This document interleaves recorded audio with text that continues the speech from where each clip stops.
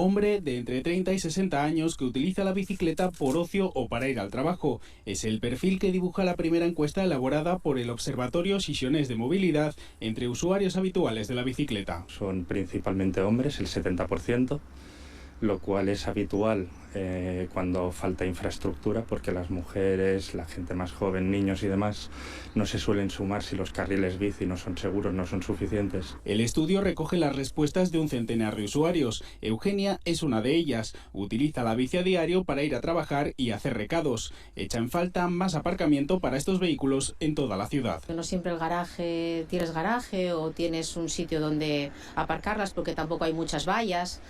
Y ya que llueve o llovía, también sería interesante que hubiera algún aparcamiento con cubierta.